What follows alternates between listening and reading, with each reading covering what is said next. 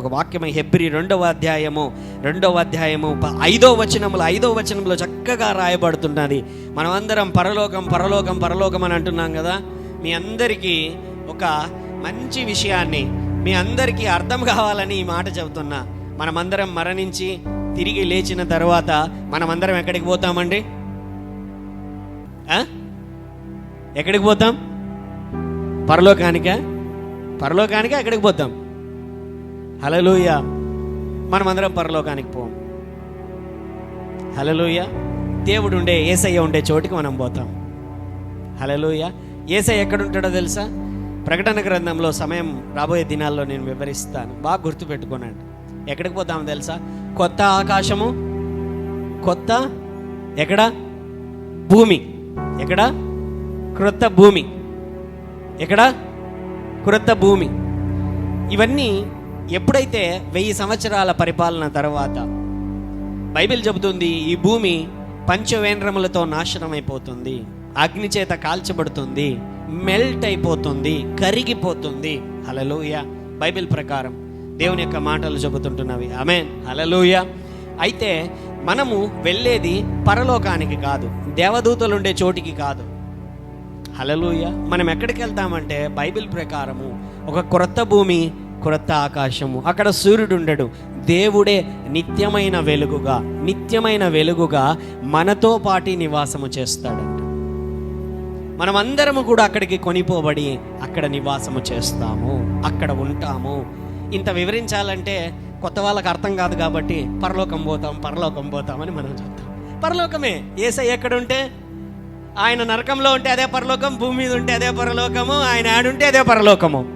హల్లెలూయా. ఆయన ఎక్కడ ఉంటున్నాడో అక్కడ ఉండగోరుచున్నాను. హల్లెలూయా. అర్థమవుతున్నదని చెబుతున్నటువంటి మాటలు. సో ఈ మాట ఉంటున్నది. మనము మాటలాడుచున్న 2వ అధ్యాయం 5వ వచనంలో మనం మాట్లాడుతున్న 2వ అధ్యాయం 5వ వచనంలో మనము మాటలాడుచున్న రాబోవు లోకమును ఆయన దేవదూతలకు లోబరచలేదు. ఏంటి? మనము మాటలాడుచున్న రాబోవు లోకము ఏమంటున్నాడు? ఏమండి? లెక్క ప్రకారం మనం పరలోకానికి పోతే అక్కడ ఎవరుంటారు?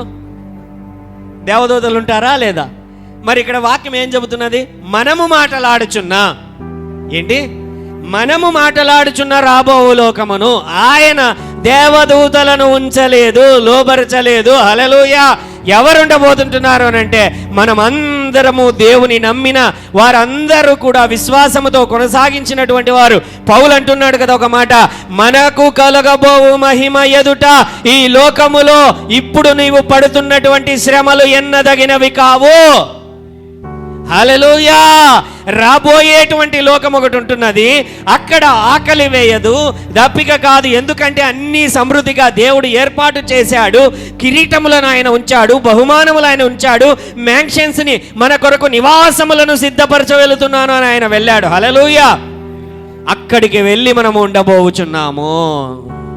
ఆమేన్. హల్లెలూయా. The privilege. బైబిల్ చెబుతున్నది దేవదూతలను ఆయన నమ్ముటలేదు, వారిలో లోపములను కనిపెట్టాడు. హల్లెలూయా. మనుషులమైన మనము ఇంకా చెప్పాలంటే వాళ్ళకంటే 100 రెట్ల లోపాలు ఉన్నాయి మనలో, అన్ని పాపాలు ఉన్నాయి. హల్లెలూయా. అయితే యేసు రక్తము మన కొరకు మాత్రమే కార్చబడింది, దేవదూతల కొరకు కార్చబడలేదు.